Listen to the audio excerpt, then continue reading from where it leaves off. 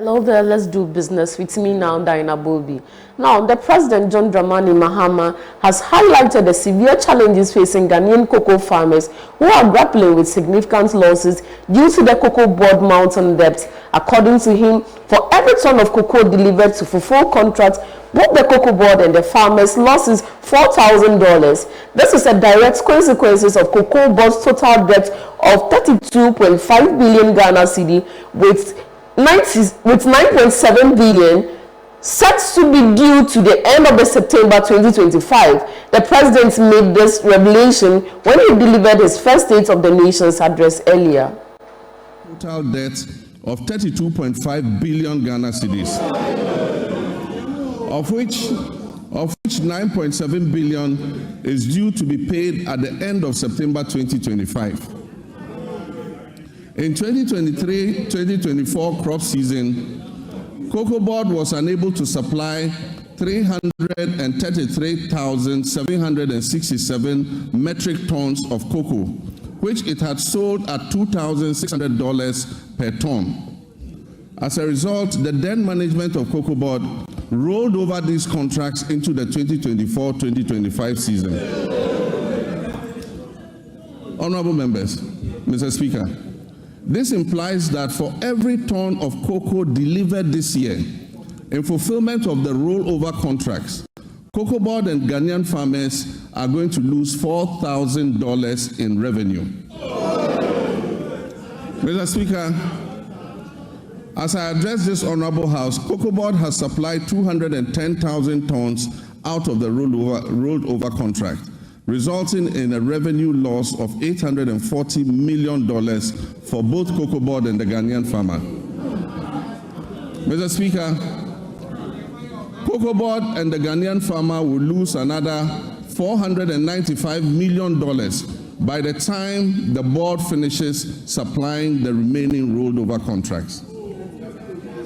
Additionally, cocoa road commitments alone total 21.7 billion cedis, of which only 4.4 billion is included in the total debt of 32.5 billion.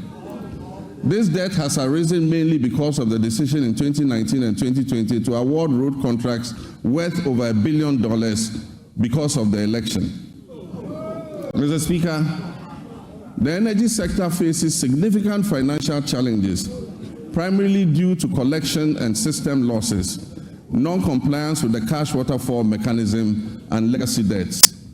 The financing shortfall has risen considerably to approximately $2.2 billion, or 34 billion Ghana cedis for 2025.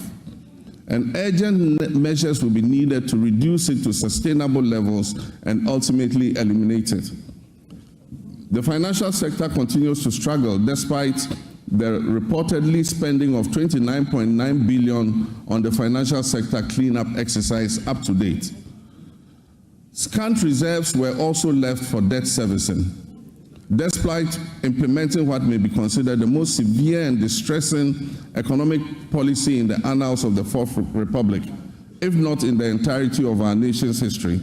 And I'm referring to the domestic debt exchange program.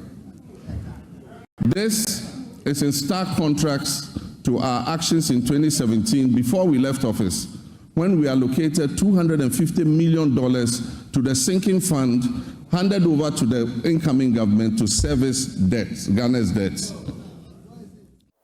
The president also addressed the alarming state of Ghana's sinking fund, revealing it holds a measured balance of $64 and 1.43 million. The sinking fund established to provide for the service now facing this low balance underscored the growing financial strain of the country, with a projected of $280 billion needed for the debt repayment over the next 4 years. Working hard towards completing the upcoming fourth review of the IMF-supported program.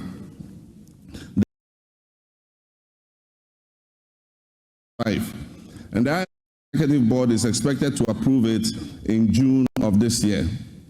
As we have done previously, we're also building buffers in the sinking fund and adopting prudent debt management practices to ensure prompt repayment of upcoming domestic and external debt maturities.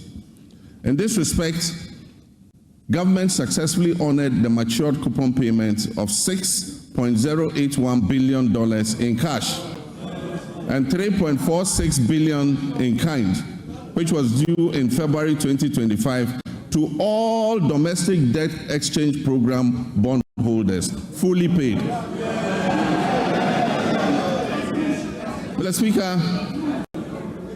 Speaker, the good news is that we have also built additional buffers in the sinking fund to honor the maturing bonds that are due in July and August.